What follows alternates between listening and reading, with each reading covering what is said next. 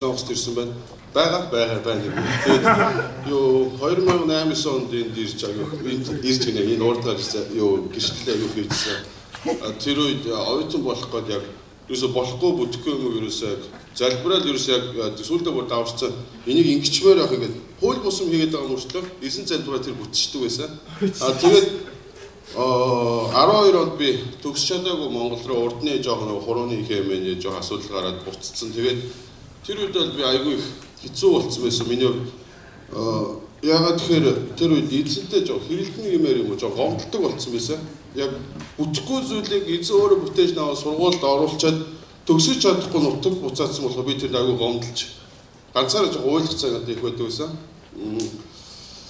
Тэгсэн чинь эсрэгээр байсан билээ. Би яг хавар болоод 9 сард буцчаад 11 биш 2 сар үед би яг хавар болоод бюро мэргэжлийн архитектор инженерээр суралцж байгаад яваад төгсөөгүй үед ямар ажил олдох вэ гэж би айгүй өөрөө тэгээд том компанид орж ажиллаж чадахгүй гэсэн чинь Солонгостой бүлгээр Азта топ 10-т ордог компанид би анх туслах инженерээр бүр ажлын байр бэлтгэсэн байсан. Тэгээд сүүлд нь бодоодсэн чинь яг ажлын байр бэлтжээд тиймэрхүү юмдээ бэлтжээд наваа буцаасан юм шиг. Тэгээд Монгол руугээс сохорсон биш авчсан гэдэгтэй адилхан.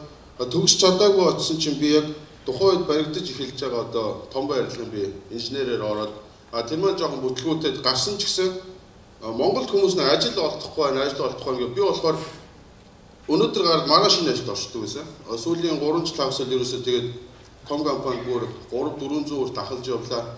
Тэгээд сүүлд нь би боддог байсан бохоггүй. Яг эзэн яг төлөвлөсөн болохоор намайг энд төгсөхгүйгээр тэгээд би тэнд очингуудаа бас төргөн хугацаанд төгссөн. Тухайн үед бодоодсэн чинь санхүүгийн жоохон асуудалтай би жилд 12 сая 13 сая вон би төлж сурдаг байсан. Тэгээд архитектор инженер болохоор одоо материалын мөнгө бүр зүгээр 7 хоногт баг 200-300 воноор орчдөг. Ямар ч юугүй болцсон байсан. Гэхдээ сурын төгсөй гэсэн юм дээр бол лаб дээр аягүй хичээгээд тэгээд залбирлын учраас тэтгэлэг аягүй их явж баг 4-р хүртэл явж тэгээд төгсч чадаагүй ч гэсэн яг хэрвээ би яг хүсээд эзэн залбирх юм бол тэрийг эзэн биелүүлдэг юм байна гэдгийг л өндөр тавд хэс. Тэгээд нааша ирээд би ирэх бол бас жоохон асуудалтай байсан. 12 он баригдаа явсан болохоор тэгээд энд залбирлын багийнхаа аав залбирч байгаа гэсэн тэнд юу найдан пастортой бас залбирсан найдан пастортой. Тэгэхээр хүн бас муухай билээ. Би тэнд цуглаас аягүй холцсон яг үнэ хэлэхэд би яг одоо дэлхийн амьдралаар их тэнд амьдэрсэн. Найз нөхөд яг тэнд байгаа тийм үрт игдүүлээс өв 3 жилийн туршид би нэг тоотой адил явсан. Тэгээд ажлын журмаар явдаг байсан. Нэг бол хагасанд нь жоохон оройлж болохоор оройлж явчихдаг бол бүтсэнд амруулж чаддаг байсан. Тэгээд яг хүн жоохон муухай хэрэгтэй үед эзнийг хайдаг, залбирдаг.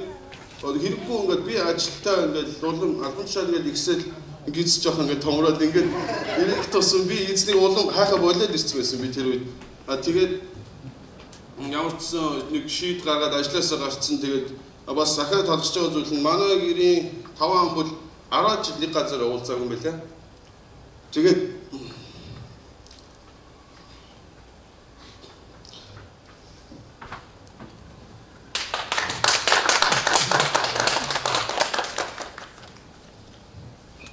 Тэгээд энд ирсэндээ маш их баяртай байна. За баярлалаа.